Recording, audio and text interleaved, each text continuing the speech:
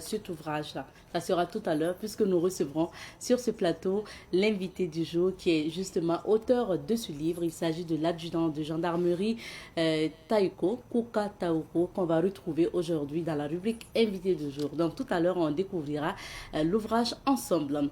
Mais avant tout ça, vous aurez l'information avec Alphonse Ouedraogo à travers la revue de presse. On va aller aussi à Dawelge, donc pour découvrir l'histoire du village de Dawelge. Et plus tard, on recevra aussi nos amis de la BCLTC, la Brigade centrale de lutte contre la cybercriminalité, pour encore vous conseiller sur les arnaques qu'on retrouve sur Internet. Alors, madame, messieurs, fidèles téléspectateurs, voici planter le décor de l'émission d'aujourd'hui. Mais comment débuter cette aventure sans vous dire bonjour? Alors, bonjour, Annie Sogma, à tous ceux qui nous suivent depuis Bourg du Lasso. Et puis, merci de nous renouveler votre fidélité.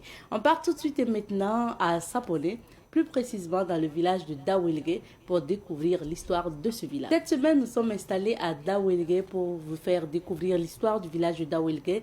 On se rappelle bien quand on a parlé entre-temps dans l'actualité du barrage, du moins de Dawelge.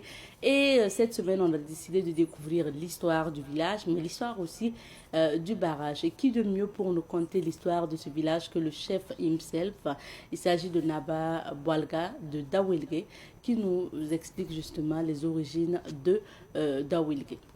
Le village de Dawelge, géographiquement, est situé entre les villages de Dumtenga, les villages de Damzounsi, de Kouri, de Sapsin, et de Kunda et de Kongtenga.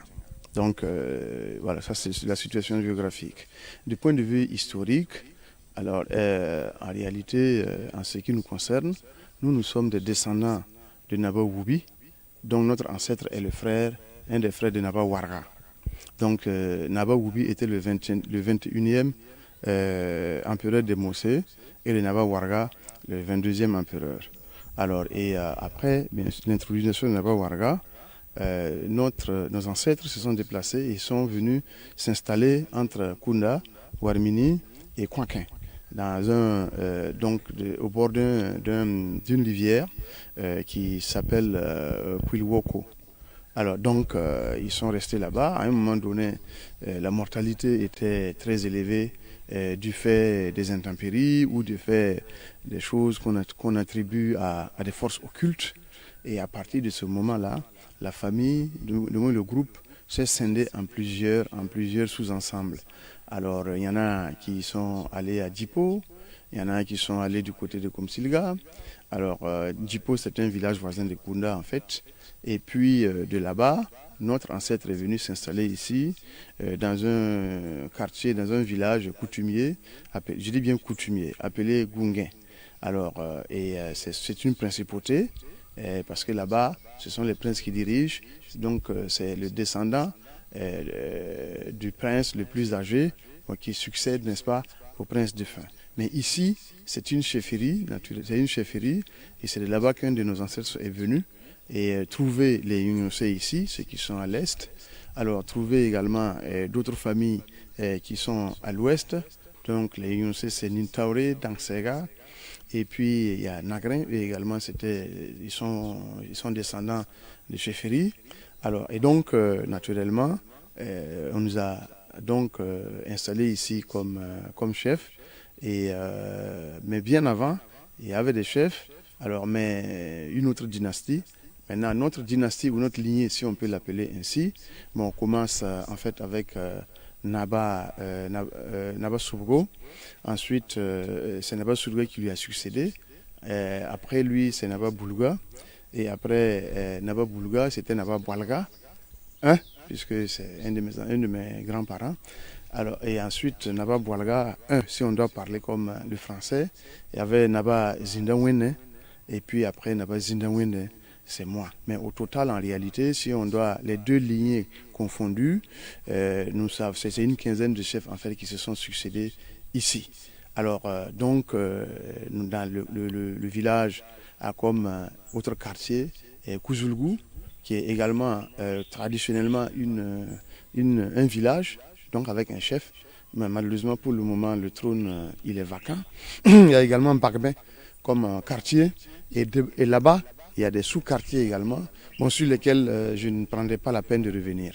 Mais il faut noter que le village coutumier de Goungé relève en fait du village administratif de Doumtinga. Si c'est coutumièrement, nous sommes ensemble, mais si c'est administrativement, Goungé dépend en fait dépend de Doumtinga. Et le marché, et notre marché qui est donc à Goungé, donc dans les villages administratifs de Doumtinga, c'est sur les terres, n'est-ce pas, de la chefferie de Daouélégué que le marché se trouve. Donc bien que ce ne soit pas dans le village administratif de Daouélégué. C'est assez compliqué, assez complexe, bon, mais en fait c'est l'explication que l'on peut donner. Et ici, du point de vue en fait économique, alors ici, nos parents étaient plutôt spécialisés dans la production, dans l'apiculture, dans la culture également des tubercules comme le manioc, comme l'aubergine africaine, ce qu'on appelle Kumba en Moré et Goyo en Dioula. Alors, également, je pense que c'est essentiellement cela. Et dans la culture aussi, dans les cultures de rente, c'est comme ça que les gens en réalité se débrouillaient. Et puis voilà. Nous retrouvons aujourd'hui Alphonse Ouedraogo pour la revue de presse. Bonjour. Bonjour Madame Nikema, bonjour à toutes et à tous. On passe maintenant au titre.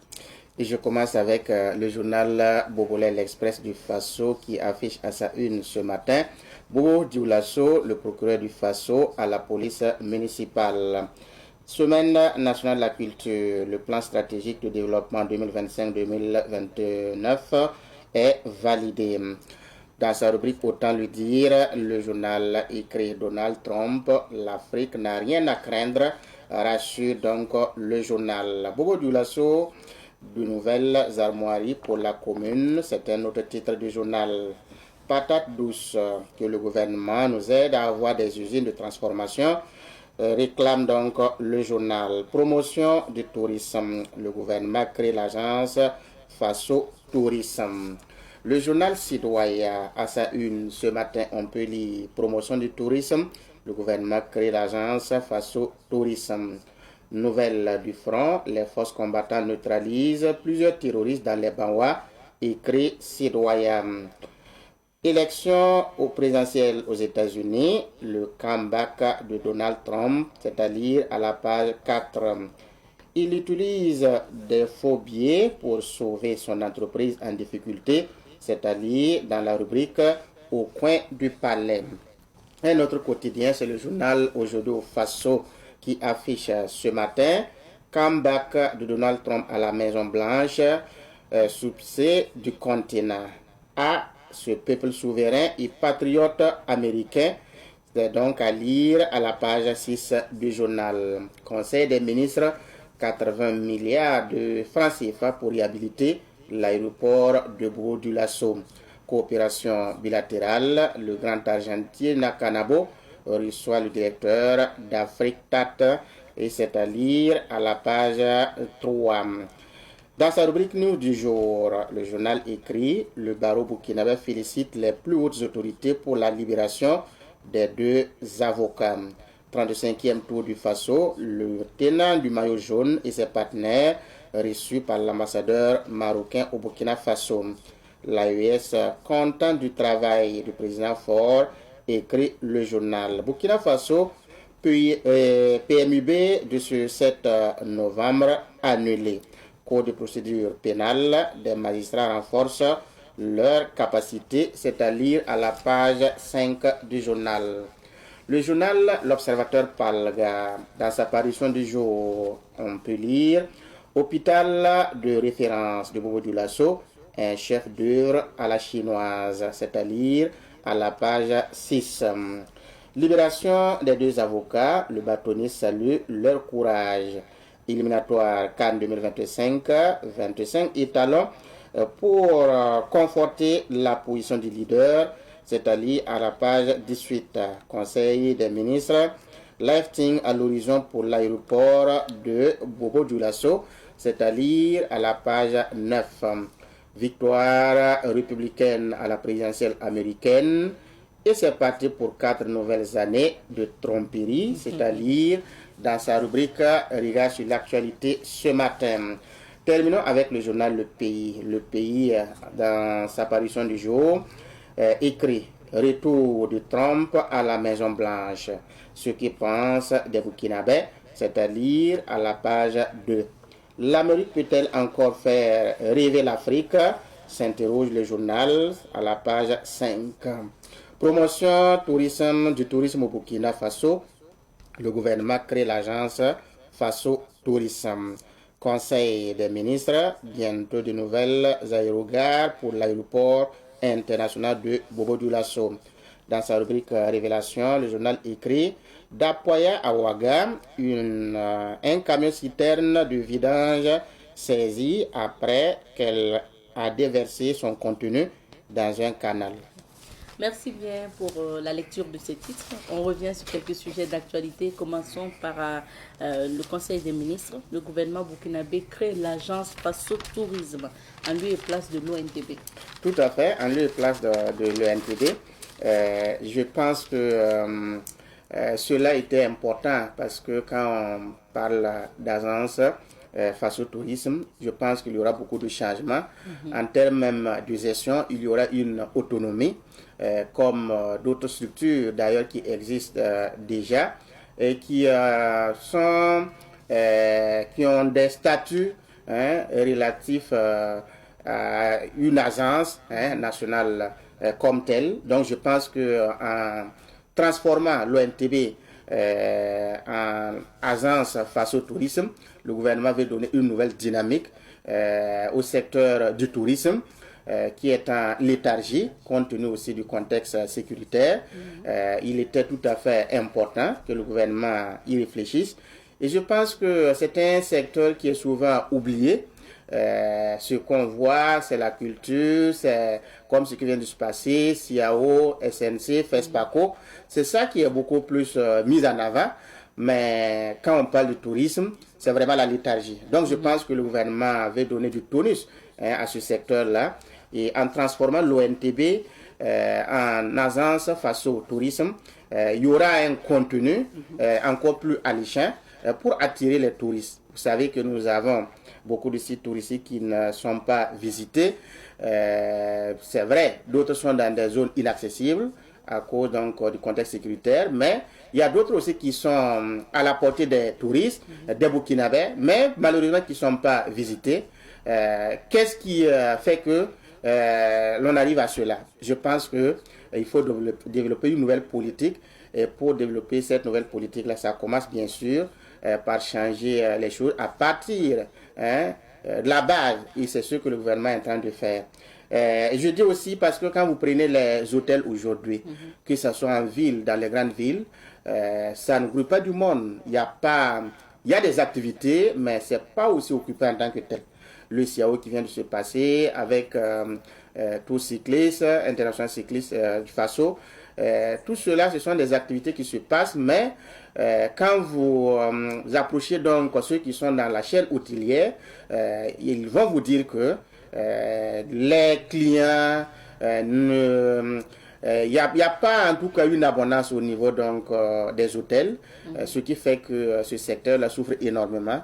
Et je pense que en transformant l'ONTB en agence Faso Tourisme, ça va donner une nouvelle dynamique à ce secteur et ça va encore attirer les touristes, amener les Burkinabés. C'est vrai, quand on dit les touristes, il ne faut pas penser à des étrangers uniquement. Il faut se mettre à l'esprit que des Burkinabés doivent en tout cas commencer à fréquenter des sites touristiques, doivent commencer à fréquenter des endroits qui puissent vraiment créer cette ressource-là pour notre pays. Je pense que c'est très important.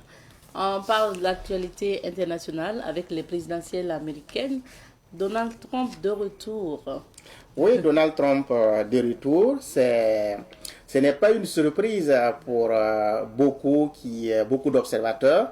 Quand on a observé les tendances depuis avant-hier jusqu'à hier, franchement, on était vraiment rassuré que Donald Trump allait signer encore son retour.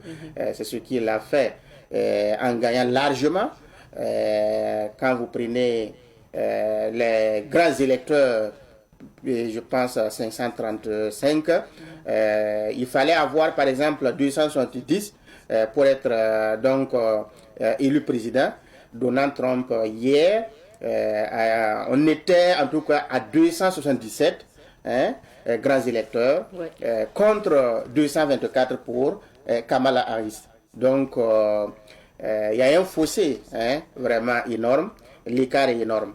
Ce qui veut dire que ce qu'il a fait, c'est une percée jamais égalée. En tout cas, dans l'histoire des États-Unis, il doit être le deuxième à avoir donc engrangé des votants jusqu'à ce nombre-là. Et la conséquence, c'est qu'avec cette large victoire, Donald Trump, c'est-à-dire les républicains, il gagne l'exécutif, le pouvoir, il gagne au niveau du Sénat également, il gagne au niveau de la Chambre des représentants, à tous les niveaux, il gagne. Et il gagne aussi le vote populaire. C'est très important. Ah oui. Donc, ce n'est pas un pouvoir acquis dans la misère. Donald Trump, je dirais, il a aujourd'hui tout le pouvoir. Tout le pouvoir. Mais qu'est-ce qui a milité en sa faveur? Alors, il faut dire que c'est compte tenu de ce qu'il a eu à réaliser lors de son premier mandat. Donald Trump, en 2016, quand il est arrivé, il a dit que sa priorité était les États-Unis. Il faut affirmer cette suprématie de l'Amérique. Et lui, il est arrivé, il va se sacrifier pour les Américains. Bien entendu, il a promis de lutter contre l'immigration clandestine, surtout à la frontière avec le Mexique. Il a promis de construire un mur. Il l'a fait durant son mandat. Il a promis de revenir sur la politique d'Obamacare, qui parlait de la santé, qui vraiment voulait la santé pour tous, y compris la diaspora. Donald Trump a dit non, il n'est pas question. Il faut d'abord penser aux Américains. Après cela, on verra. Il a remis en cause cette politique d'Obamacare. Donc, c'est des promesses qu'il est arrivé à exécuter, à mettre en œuvre. Ça convainc davantage les Américains à se dire que s'il est arrivé à accomplir ce qu'il a promis, ben, nous ne devons pas hésiter, par exemple, à le replacer encore au devant donc, de la scène.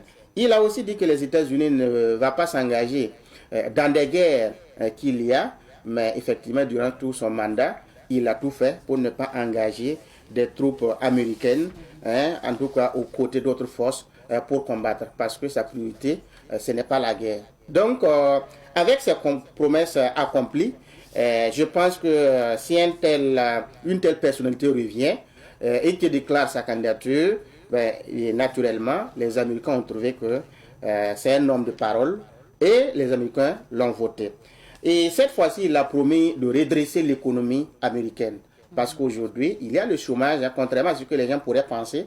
Quand je suivais les directs au moment des tendances, là, mais les Américains disent qu'il n'y a pas de travail, il y a le chômage, on souffre. Il y a ces témoignages qui sont donnés. Donc, quand on parle de l'Amérique, ne pensez pas que tout le monde a du boulot, c'est vraiment le bonheur, non, loin de là.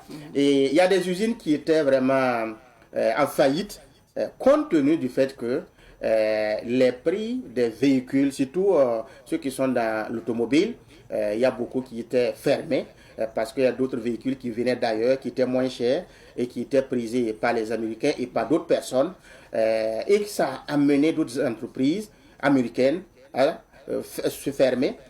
Donald Trump a promis de redresser les choses, en commençant bien sûr par l'augmentation des taxes sur les véhicules qui viennent par exemple du Mexique, qui sont moins chers et que, bon, avec ça, ça tue davantage l'économie américaine et surtout les entreprises américaines. Il a promis d'augmenter les taxes pour décourager tous ceux-là qui voudraient, en tout cas, payer ces véhicules-là au détriment des véhicules produits, fabriqués aux États-Unis. Donc ça, c'est une grande promesse. L'autre promesse, il a Kamala Harris, sa rivale, qui promet ou qui demandait à ce qu'il y ait l'avortement autorisé, tout. Donald Trump a remis en cause. Il n'est pas question qu'accepter une telle politique, c'est déclarer ou susciter vraiment le suicide des bébés et que lui, il se met en porte-à-faux contre cela. Donc, déjà, ça a amené des gens, des femmes même, à adhérer à sa politique. Donc, il a su jouer sur quelques promesses de son adversaire, de sa rivale. L'autre chose, c'est l'immigration. Donald Trump trouve qu'aux États-Unis aujourd'hui, il y a beaucoup de personnes qui sont là-bas, qui n'ont pas suivi les normes, la voie légale. Il dit non, ces personnes-là seront renvoyées. Elles pourraient revenir, bien entendu, en suivant la voie légale. Ça, pour l'Américain, quand on dit les républicains, c'est ceux qui se réclament vraiment les vrais Américains. Donc, c'est un message qui passe aux yeux donc, de ces Américains-là. Donc, naturellement, ils sautent dessus, disant que voilà, effectivement, aujourd'hui, on est submergé à cause donc de ce melting pot-là, de cette diaspora qui occupe beaucoup notre espace. Je pense que tout cela a milité en faveur donc, de cette victoire. Ouais. Bon, écoutez, bon mandat. Merci. Merci beaucoup, Alphonse. On va tourner dans quelques vides d'affaires pour découvrir les couleurs du temps. Juste après, on retrouve notre invité pour décortiquer son ouvrage. Aujourd'hui, nous recevons pour vous l'adjudant de gendarmerie, Kouka Taoko, auteur du livre La puissance de la famille africaine. Bonjour à vous. Bonjour, Madame Nikema. Bienvenue sur notre plateau. Merci, merci. Merci. Vous êtes venu de Bobo, il faut le rappeler, Oui. pour participer à cette émission. Effectivement. Donc, à Bobo, on dit Annie Sogba. Elle sera. Bon, je ne connais pas plus de mots. Moi, pareil. D'accord. Alors, pour faire plus connaissance avec vous, je rappelle que vous êtes né à Sapeo, donc dans la province donc, du Kourouéro. L'organisation de publier cette œuvre et m'avoir permis d'être là aujourd'hui. C'est à cause de leur, grâce à leur autorisation, que je suis là aujourd'hui pour parler du livre. Maintenant, je réponds à la question. Oui. Et le pourquoi il y a eu la pause. C'est ça. Avant d'avoir le BPC. Ça veut dire que ma personne même est une histoire. Oui. Peut-être que ça va inspirer d'autres personnes. Et j'avais un peu dépassé l'âge d'aller à l'école. Et j'étais toujours à la maison. Dépasser l'âge, c'est quoi, 9, 10 ans? J'avais plus de 7 ans. Ah, d'accord. J'avais plus de 7 ans. Mais il n'y a pas d'école chez nous, ni à côté. Ok.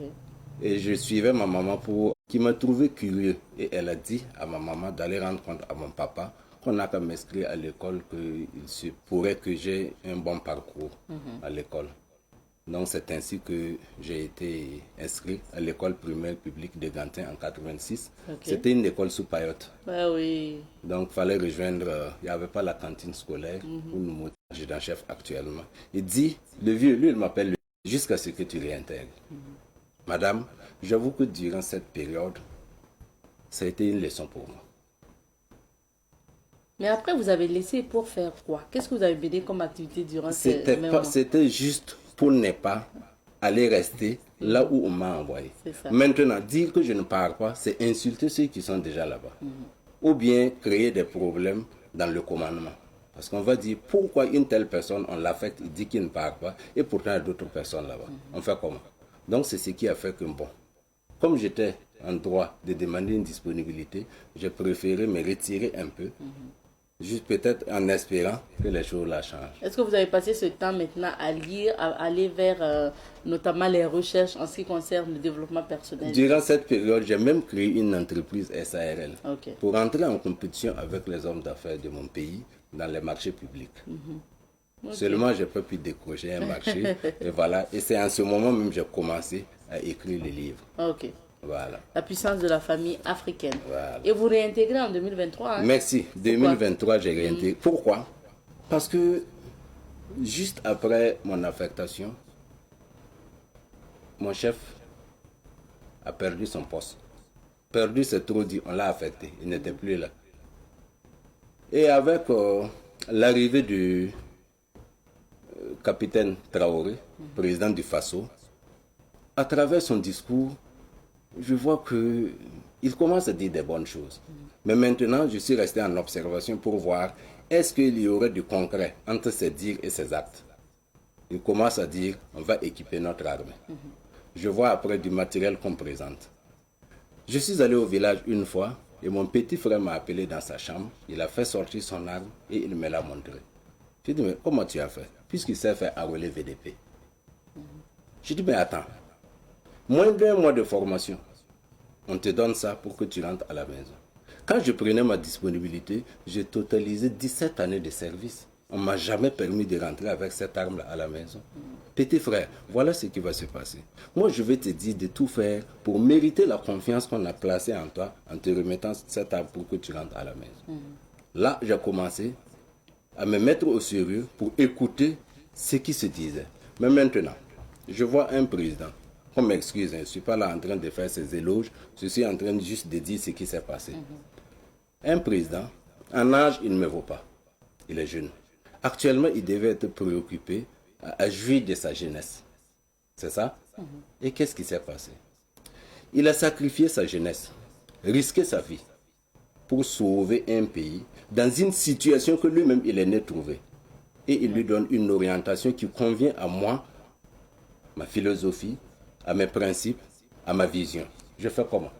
Vous revenez? Je reviens, naturellement. Je reviens. Sinon, qu'est-ce que je vais dire après? Donc c'est ce qui a fait que, voilà, c'est ce qui a fait que, voilà, comme je parle, un jour à 2h du matin, 2h17, madame m'a réveillé, qu'elle veut me voir, elle veut qu'on en parle. Je dis à quoi? Je dis, est-ce que tu vois l'heure qu'il fait? Je prends mon cellulaire, mon portable, il était 2h17 minutes. Je dis à quoi? Elle dit que voilà ce qui se passe. Je sais que tu aimes ton métier. C'est par la circonstance des choses que tu as quittées. Mais je t'entends faire des commentaires que les choses ne sont plus comme autrefois. Est-ce qu'il n'y a pas lieu que tu repartes? Je dis, c'est ça même, moi je voulais te dire. Donc dès le lendemain, j'ai appelé la direction des ressources humaines de la gendarmerie pour demander, est-ce pour une disponibilité qui n'est pas à terme, on peut suspendre et puis reprendre? On m'a dit oui, c'est possible. Le surlendemain, j'étais à Ouagadougou et c'est à partir d'un bureau à l'état-major que j'ai rédigé ma demande pour réintégrer l'armée le 25 juillet 2023 à côté de mes frères d'armes pour une nouvelle aventure. Ah oui, c'est intéressant votre histoire, mais je propose qu'on parle du livre maintenant, Okay, ça marche, sinon le temps risque de nous manquer. La puissance de la famille africaine, c'est le titre justement de votre ouvrage. Et dans ce livre, vous abordez beaucoup de thématiques. Effectivement. Vous parlez de la vie, la naissance et le mariage, les valeurs africaines. Vous parlez également de l'entrepreneuriat, la chefferie, les religions et la mort, qui est une réalité également. Pourquoi autant de sujets dans un seul livre? En réalité, je bouillonne des choses que j'ai envie de dire. Et comme j'ai commencé à lire et que j'ai parlé de la famille, je me suis senti nécessaire de mettre beaucoup de choses à l'intérieur dans ce livre-là. Oui. Mais qu'est-ce qui s'est passé? Il y a un lecteur qui m'a écrit après lecture du livre. Il me dit que lui, il voit que le livre comporte 4 parties. Et que pour lui, chaque partie peut être représentée comme un livre. Oui. Donc, si vous me demandez pourquoi autant de choses dans le même livre, donc je donne raison à ce monsieur. Donc, il n'est pas exclu que dans l'avenir, chaque partie soit développée pour donner naissance à un livre. C'est ça. Parce que pour le moment, c'est un livre de 184 pages, comportant justement 4 parties, avec des chapitres. On va commencer par la première partie. Vous parlez de la naissance et de l'initiation, ensuite du mariage également. Mais restons sur la naissance et l'initiation, qui entre dans le champ de l'éducation africaine. Dites-nous, dans ce livre, vous avez expliqué comment ça se passait. Et bon, d'accord. La naissance, je n'ai pas de commentaire à faire. C'est le début de toute chose.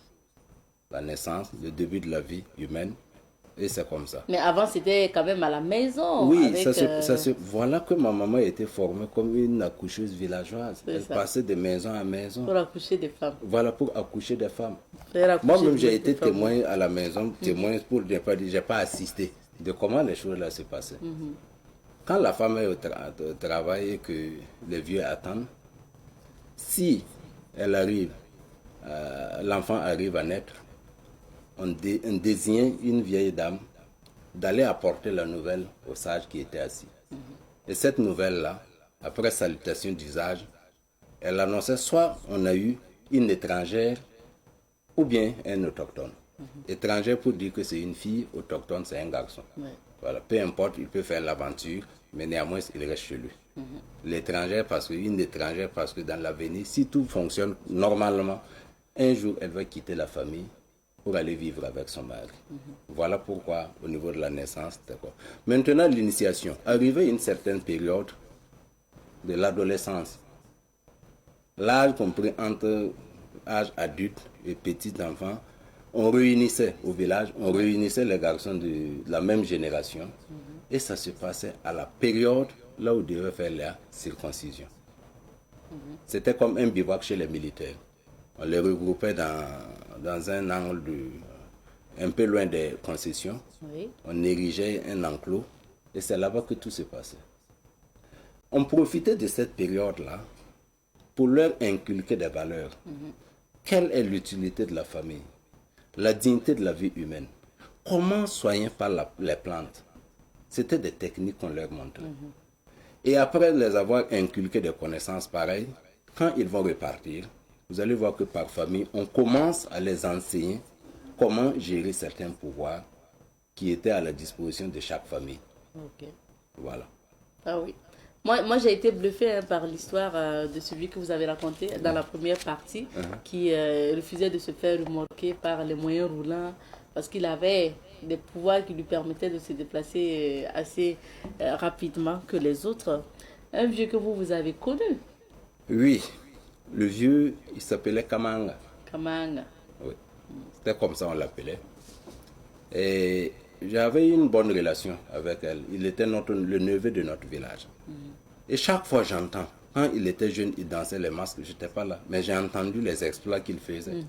Et un jour, je suis allé pour le voir et lui parler comment se passaient les choses, comment il arrivait à utiliser le pouvoir et comment il les avait acquis. J'avoue que quand je suis rentré chez lui, la porte était ouverte, son domicile. C'était une période là où le mille était autour de sa concession.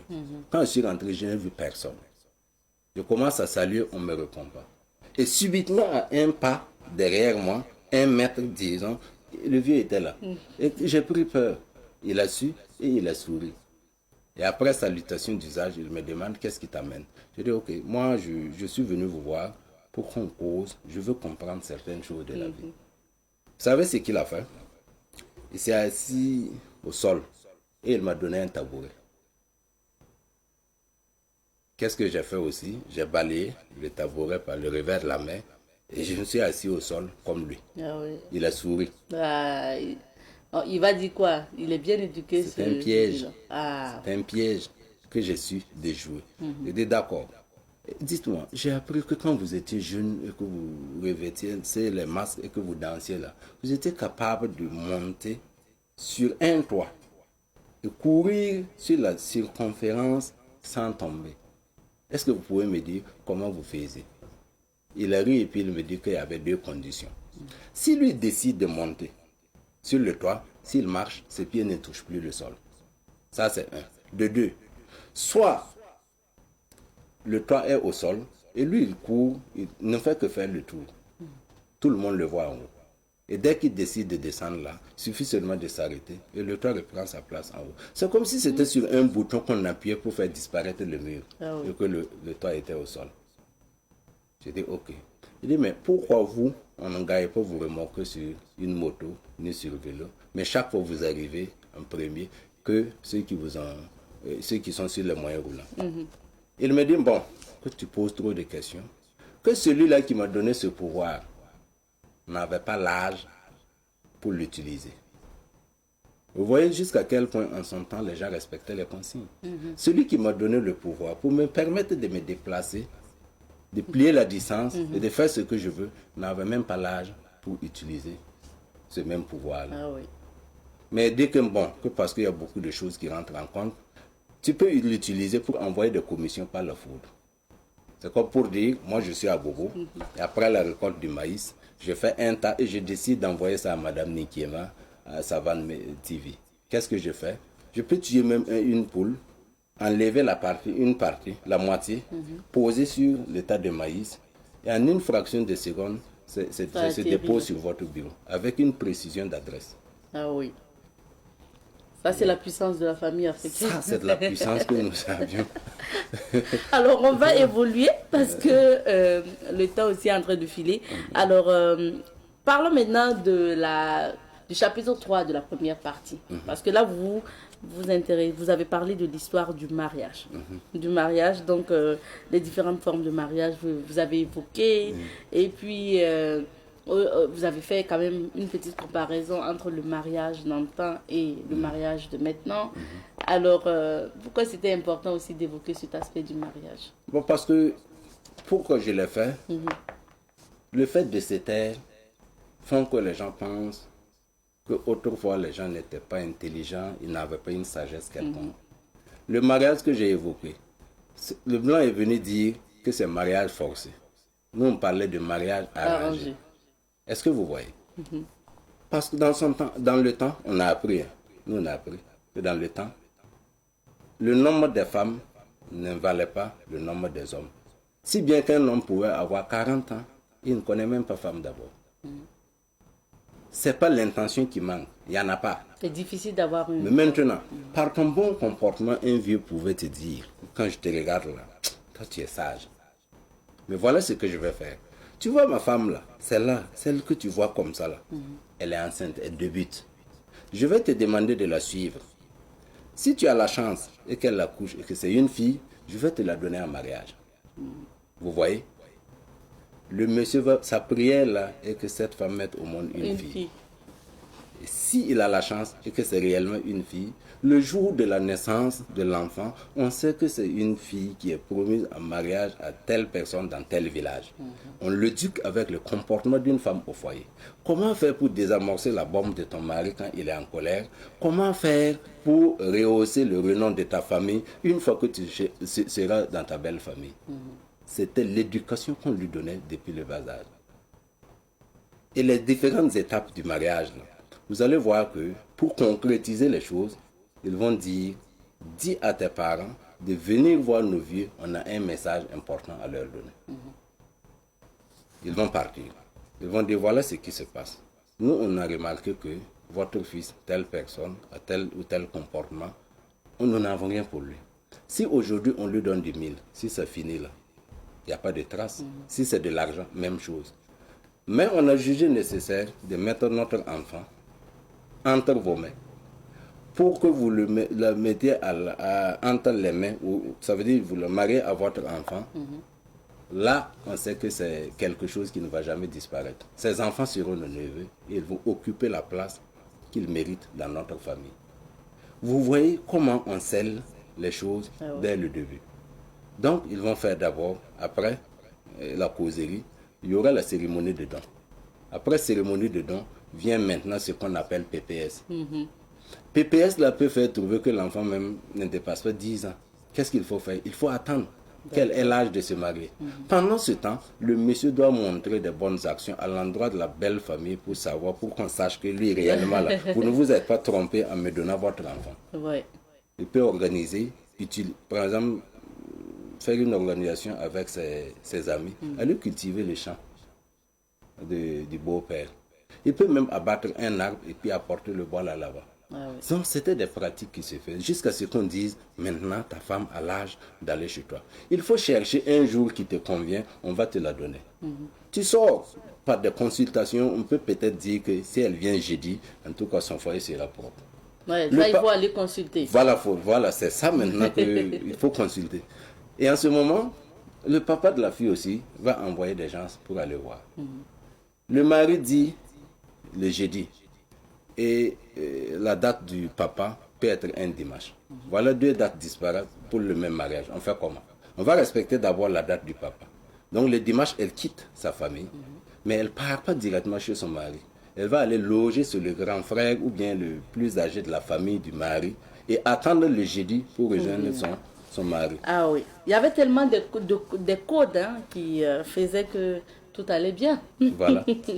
Alors moi, en lisant le chapitre mariage, j'ai été particulièrement touchée par l'histoire de cet homme que vous avez raconté dans ce livre, avec sa femme qui ont vécu un cas d'infidélité de la part du mari, que la femme a su gérer.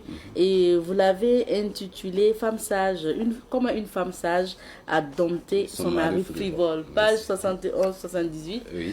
J'aimerais bien que vous racontiez ça aux téléspectateurs. Un bout. Après, ils vont lire pour comprendre. Ok, j'espère qu'on ne va pas vider le contenu du Non, non, livre. on ne va pas vider le contenu. On va s'arrêter d'ici. Ok. Effectivement, moi j'ai des vidéos qui circulent sur le net que j'ai fait à une émission que j'ai eue à la télé en décembre 2022. Donc suite à ces émissions-là, une fois un monsieur qui m'a appelé, il a demandé un rendez-vous pour qu'on en parle. Et quand il est venu, dans la causerie, il m'a raconté une histoire qu'il a vécue avec sa femme. Et il m'a dit que comme moi j'ai l'occasion souvent de parler à beaucoup de personnes, lui demande à ce que je rende son histoire là publique, tout en gardant l'anonymat, que ça va aider certains couples à gérer certaines crises. Maintenant, voilà ce qu'il me dit. Il dit qu'un jour, lui, il a quitté sa maison pour aller suivre un match de football chez son oncle. Et étant là-bas, généralement, c'est quelqu'un, quand il est en causerie avec une autre personne, il n'aime pas toucher à son téléphone. Donc, comme la causerie était bonne, c'est quand il était presque prêt à partir qu'il a pris son téléphone et il voit le message d'une dame qui dit que votre femme m'a appelé avec un numéro tellement pour me menacer. Mais c'était une heure là où il ne pouvait plus rentrer en contact avec la dame. Il cherche son petit téléphone, il ne trouve pas. Et quelques minutes après, c'est sa femme même qui l'appelle. Est-ce que tu vas encore durer? Lui il dit non, j'ai fini, je me lève même comme ça. Tu as besoin de quelque chose? Il dit non, je voudrais que tu m'apportes du pain en rentrant pour le café des enfants le lendemain. Effectivement, il est passé à la boulangerie prendre son pain, il est rentré. Il dit que quand lui il est arrivé, il a vu son petit téléphone là sur la table. Il l'a pris, utilisé la torche pour se rendre dans les toilettes Excel. C'est là-bas, il a profité voir. Il se rend compte que lui, la messagerie de son téléphone n'était pas codée. Mais il voit un appel reçu de la dame qu'il avait écrit. Donc il a compris qu'il y a eu communication entre cette dame et lui, sa femme. Mais sa femme n'en a pas fait un problème. Lui a demandé juste, est-ce que tu veux manger? Il dit que non, j'ai mangé chez tonton. Que d'accord. Comme il n'y a rien d'intéressant à la télé, est-ce qu'on ne va pas rentrer dormir? Il dit ok. Quand ils sont rentrés, il dit que lui, il a été surpris par la manière dont madame avait organisé le lit. Un nouveau drap avec des feuilles artificielles qu'elle a formées, même des cœurs. Il dit qu'il s'est donné entièrement à son devoir conjugal, sans faille. Et que le lendemain, lui, il venait à Ouaga. Madame l'a déposé à la gare, lui, il a pris son car. Et étant dans le cas, il rentre en communication avec la dame pour comprendre ce qui s'était dit entre elle et lui, son épouse. C'est là que la dame dit que non. Elle m'a appelé pour me dire, est-ce que tu connais un tel? Elle a dit oui, qu'il faut le laisser, que c'est mon mari. Je sais que toi aussi tu es marié. Si tu insistes, je vais rendre compte à ton mari. Et elle a coupé. Donc, comme moi je t'ai écrit et que tu n'as pas réagi, je voulais t'appeler pour te dire de prendre des précautions. Donc, j'ai appelé sur ton numéro tellement. Donc, sur le téléphone que le mari a oublié à la maison. Et c'est la femme encore qui a décroché. Donc, le monsieur lui a dit, ah, là où sont les choses, ma messagerie n'est pas codée. Donc, on ne peut pas nier ce qu'elle a vu. Elle a raison. Mais on va trouver un moyen pour gérer ça. En même temps, il rentre en communication avec sa femme. Demande, est-ce que hier nuit, tu as fouillé mon téléphone et rentré en communication avec une de mes contacts? Elle dit oui. Qu'est-ce que cette dame-là t'a dit? Il lui a fait la synthèse. Elle dit que ce qui me fait mal, et que c'est parce que c'est une femme au foyer. Le monsieur dit, qui t'a dit qu'il ne faut pas faire? Moi, je le connais. Donc, il dit, ok, comme c'est ainsi, et que demain aussi, toi, tu viens à Ouagadougou, on va régler cette affaire-là devant ta famille. La dame lui dit, non, tu laisses ma famille à part, nous avons des témoins de mariage. Donc, c'était avec un ton responsable comme ça qu'ils communiquaient. Et quand ils ont coupé, la dame le rappelle pour lui dire que j'ai oublié. Comme toi, ton témoin de mariage ne vit plus, on fait comment? Celle-là, elle dit non, que viens seulement, on va voir ce qu'on va faire. Effectivement, elle est venue, ils n'ont pas parlé. Elle a fait 2 semaines jusqu'à repartir. Et quand elle est repartie, c'est 2 jours après qu'il lui a envoyé un vocal de plus de 8 minutes. Là où elle s'excuse d'avoir fouillé le téléphone de son mari. Elle dit que je reconnais que je n'ai pas le droit, mais il faut reconnaître aussi que c'est par amour que je l'ai fait. Mais maintenant, voilà la situation que ça a créé. Je ne veux pas que ma famille soit au courant de ce qui s'est passé. Je ne peux pas me confier à quelqu'un d'autre aussi. La seule personne à qui moi je peux parler avec sécurité, c'est toi. Son époux. Son époux. Donc, voilà ce que j'ai à te demander. Nous sommes tous issus d'une famille polygame. Te demander de ne pas draguer des femmes, c'est peut-être trop te demander. Mais au cas où moi je ne te suffis pas, je te donne droit de draguer au dehors. Mais prends les filles et tu laisses les femmes tranquilles. Que imagine, le mari de cette dame-là te prend en flagrant délit. Elle fait des vidéos et puis elle publie sur les réseaux sociaux. Moi et mes enfants, qu'est-ce que nous allons devenir? Mais par contre, si c'est une fille, que tu n'es pas sans savoir qu'à Bobo ici, si tu donnes 5 000 francs ou 10 000 à une fille, tu aurais résolu les problèmes de sa famille. Et si tu n'as pas ces 5 000 ou les 10 000 là, il faut couper dans la papote que tu me donnes par mois et tu lui donnes, je vais me débrouiller avec le reste. Ah oui. Donc le monsieur dit que quand lui il a écouté, il était prêt à rejoindre ses amis dans une cave à vin. Qu'est-ce qu'il a fait? Il est reparti s'enfermer dans sa chambre pour mieux écouter. Et après il envoie aussi une réponse à sa femme. Il lui dit, bon, tu m'excuses et tu ne devais pas fouiller mon téléphone, c'est vrai. Mais en fouillant là, si tu n'avais rien trouvé, peut-être que je n'allais pas savoir. Donc, nier ce que tu as vu, c'est égal à te manquer de respect. Mais sache que ce n'était pas fait dans l'intention de te blesser. Mais c'est arrivé, je prends note et je prends l'engagement de tout faire pour que ces mêmes choses-là ne reviennent plus dans la veine. Donc, vous voyez, voilà comment la femme là a géré. Nous, les hommes, nous avons un problème. Lorsque nous nous sentons dans notre dernier retranchement, si tu viens, ça peut créer plus de problèmes que ce qui était là. Si cette dame-là partait rendre compte au mari de cette dernière, naturellement, il allait chasser sa femme. Et si par orgueil, il dit que c'est à cause de moi, ce monsieur a chassé sa femme et je vais la prendre, qu'est-ce que sa femme va faire? Elle va se contenter d'une coépouse. D'une coépouse. Voilà. Alors que c'était déjà la guerre. Merci. Bah oui, avec quelle sagesse elle a pu gérer cette histoire, c'est intéressant. Comme vous l'avez dit, on ne va pas donner tout sur le livre ici, mais vous avez évoqué aussi un thème important, c'est la religion dont vous parlez. Parce qu'il y a la religion aussi de nos ancêtres qui est là. Effectivement. Bon, histoire de religion, les gens disent de ne pas parler de ça dans les radio ou à la télé. C'est sensible. Mais maintenant, nous voyons des gens qui occupent les plateaux là et qui ne parlent que de ça. Il y a lieu que la vérité soit sûre. Moi, je suis un traditionnaliste. Je ne veux pas dire que j'ai un fétiche. Non, je suis un traditionnaliste. Et les gens vont dire que notre religion, c'est l'animisme. L'animisme, là, c'est qui? Et maintenant, les autres, là, sont qui? Si vous voyez, il y a lieu qu'on reconnaisse l'histoire de chaque religion. Le fait, ton rattachement à ta religion, ça c'est ta conviction, c'est ta foi, on est d'accord. Mais il faut connaître l'histoire qui tourne autour. Et il y a des religions qui ont fait plus de morts que la traite négrière pour pouvoir s'installer. Ils ont tué des gens, ils ont castré des hommes. Aujourd'hui, on n'en parle pas. Ils disent qu'ils sont venus nous sauver. Nous sauver comment? Et la complexité, c'est quoi? Ils disent que Dieu s'est adressé à eux, dans leur langue. Maintenant, si ce n'est pas dans ma langue, est-ce que je me sens concerné? Peut-être pas. Mais maintenant, moi, mon problème, c'est quoi? Je ne suis pas un analyste politique ou religieux ou quoi que ce soit. Mais je suis quelqu'un qui observe. Madame Ninkema, je n'ai jamais vu un arbre qui se fait nourrir par les racines de ses voisins. Jamais. L'arbre se nourrit toujours par ses propres racines. Dans le livre, j'ai présenté la main. Oui, Et une partie, ce qu'on aurait dû savoir. L'homme et ses organes de sens. Le doigt le plus long, ça, c'est nous-mêmes. Oui. C'est ça? L'index, c'est ton papa. L'annulaire, c'est ta maman. L'auriculaire, c'est Dieu. Et le pouce, c'est la religion. Qui se retrouve être le doigt le plus gros et le plus écarté des autres. Pourquoi? C'est pour dire qu'affaire de religion, il n'y a pas petite affaire. La religion peut séparer les frères d'une même famille. À cause de la religion, il y a des gens qui ne saluent même plus leurs parents. Pourquoi?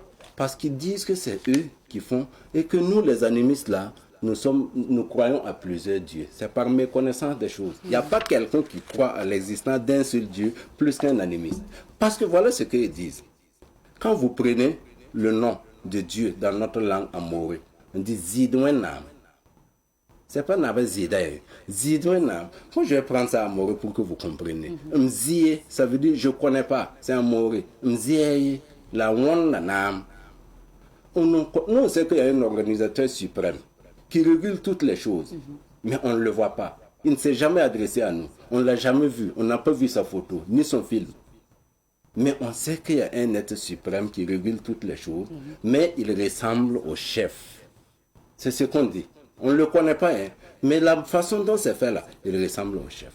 Mais si on sait qu'il ressemble au chef, le chef est traité comment? Le chef, c'est la vérité. Le chef, c'est le respect. C'est la soumission. Si je me lève tout de suite pour aller voir le Moronaba, je connais là où se trouve son palais. Est-ce que je peux me lever, balancer les mains et puis aller rentrer là-bas? Il faut suivre le protocole. Bien sûr. Donc c'est pour cela les animistes là pensent que l'être humain, étant une créature parmi tant d'autres, ne peut pas se lever directement et puis aller s'adresser à Dieu. Les gens pensent que le poule qu'on tue, c'est pour adorer. Non, c'est un moyen de communication intermédiaire entre Dieu, nos ancêtres et nous. Et on passe par une créature de Dieu qui peut être une colline, qui peut être un arbre, qui peut être une fleuve. Oui. Alors, c'est tellement intéressant d'échanger avec vous, mais notre temps est terminé. On ne pourra pas décortiquer tout le livre. Je cite quand même les sujets qui ont été abordés, parce que là, on s'est intéressé à la partie 1. Dans la deuxième partie, vous avez parlé donc des coutumes et traditions. En fait, ça rentre dans ce cadre-là. Dans la troisième partie, vous avez parlé de l'entrepreneuriat. Donc, votre vision aussi pour notamment les jeunes. Et vous avez parlé aussi, enfin, de ce livre-là. Vous avez évoqué le fait que les chefs d'État aussi de l'AES devraient emboîter les pas. Les autres chefs d'État africains devraient emboîter les pas de l'AES pour notamment la souveraineté de l'Afrique. Donc, on comprend que vous, c'est la souveraineté ou rien. Alors, vous avez écrit ce livre-là. Qu'est-ce que vous attendez du public? J'attends l'éveil de la conscience. J'attends l'éveil de la conscience. J'ai parlé des chefs d'État de l'AES, c'est ça? Oui. Pourquoi j'ai pris? Quand vous regardez, moi je suis un traditionnaliste. Madame Nikiema, vous connaissez le foyer traditionnel. La marmite tient son équilibre sur 3 pierres. Vous êtes d'accord? Dans l'AES, là, il y a 3 pays. Pas question que la marmite s'incline. Ce qui a voulu arriver au Niger, qu'est-ce qui a fait que ça n'a pas pu avoir jour? C'est à cause de l'union de ces 3 États-là, pour dire que si vous touchez au Niger, c'est que vous nous touchez aussi. Ces chefs d'État-là ont compris que la meilleure façon de raconter son histoire, il faut l'écrire soi-même. Et c'est ce qu'ils sont en train de faire. Le livre, il est disponible où et à quel prix? Là, le livre, pour le moment, il est disponible sur Contact. Ok, d'accord. Vous n'avez pas encore fait de dépôt. Un numéro, si vous appelez, en fonction de là où vous êtes, on va trouver quelqu'un à côté qui va mettre le livre à votre disposition. Donc, on va donner le contact. Voilà, le contact, c'est le 76 01 13 70. On rappelle? 76 01 13 70. Okay. Il y a un deuxième contact aussi, 69 96 94 99. Une œuvre de belle facture et qui coûte combien? Il coûte 12 000 francs. Je vois que, oui. Voilà, le prix même est marqué sur le livre, 12 000 francs. Il coûte 12 000 francs. Merci. 12 000 francs, c'est pas pour avoir plus en si peu de temps. C'est pour que tous ceux-là qui vont consacrer 12 000 francs pour payer un livre puissent le lire et décortiquer et savoir ce qui s'y trouve. C'est très intéressant, voilà. Et moi je l'ai lu. Vraiment, félicitations pour ce livre. Alors on va s'arrêter ici pour l'émission d'aujourd'hui parce que le temps est terminé. Mais je rappelle que vous serez sur Savane TV également le samedi à 8h dans l'émission donc 100 minutes pour comprendre. Et puis vous serez avec Chef Rabo. Donc les téléspectateurs pourront encore découvrir ce livre. Merci à vous d'être passé. Merci beaucoup. Merci à vos supérieurs qui ont permis que vous soyez là pour cette émission. Merci. Et on passe le coucou aussi à votre famille qui nous regarde depuis Bobo du Lasso. Merci. Donc bonjour à tout le monde. Merci. On s'arrête ici pour l'entretien d'aujourd'hui. Marquons une petite pause et on revient. De retour sur ce plateau, nous sommes avec la Brigade centrale de lutte contre la cybercriminalité pour notamment développer un thème. Et nous sommes avec M. Tahirou Kwanda de la BCLCC. Bonjour à vous, M. Kwanda. Bonjour, Madame Nikiema. Bienvenue sur ce plateau. Merci. Alors, aujourd'hui, on parle des fausses offres d'emploi, les nouvelles pratiques des cyberdélinquants via les plateformes de e-commerce. Alors, qu'est-ce qu'il faut comprendre terre à terre par rapport à ce thème? Alors, Merci bien, Madame Nikiama. Alors, merci encore de nous recevoir une fois de plus pour parler de cybercriminalité. Alors, nous sommes en train de tirer vers le dernier trimestre de l'année. C'est ça. On se rend compte que les cybercriminels sont encore revenus à la charge avec d'autres modes opératoires pour épater les victimes. Alors, c'est dans ce sens que ces derniers temps, nous avons remarqué que les cybercriminels, ils étaient encore venus avec un nouvel mode de recrutement. Alors, si je vais demander à la régie de nous envoyer, voilà, vous voyez, nous avons alerté depuis avant-hier, depuis la semaine, le début de la semaine, cette nouvelle pratique-là. Alors, c'est une direction générale de chaîne, voilà, qui le cybercriminel a fait tout simplement ce message-là pour dire tout simplement aux gens, ils envoient le message aux gens pour leur dire qu'ils sont sélectionnés pour voilà, un travail qui sera fait en ligne. Et ils sont payés entre 30 000 et 50 000. Un travail qui sera fait en ligne. En ligne, voilà. Donc, ils seront payés entre 30 000 et 50 000. Donc, ils n'auront pas besoin de se déplacer, ils n'auront pas besoin de mettre beaucoup de moyens. C'est juste pour des travaux qu'ils vont vous demander d'effectuer. Ok. Donc, comme c'est le cas, il n'y a pas de souci. Tu reçois le message, tu es content. On te demande tout simplement de cliquer sur le lien qui se trouve en bas. On voit un lien justement. Vous voyez un lien qui se trouve en bas. Si vous cliquez sur le lien, ça vous amène sur une page WhatsApp. Et c'est lui qui va se présenter comme le responsable du recrutement. Il va tout simplement vous demander de créer voilà, un compte pour pouvoir avoir toutes les informations. Lorsque vous décidez de créer le compte, il faut impérativement mettre vos identifiants. Qui parle d'identifiant? Il faut le nom, le prénom, le nouveau numéro de téléphone, passeport, tout ça là.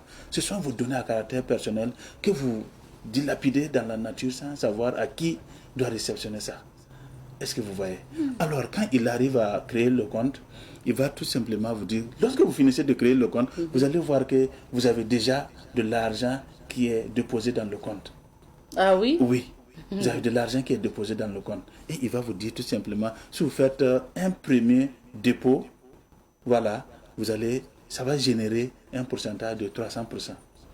Admettons que vous créez le compte et que vous trouvez 5 000 francs dedans, vous décidez d'alimenter le compte de 10 000 francs.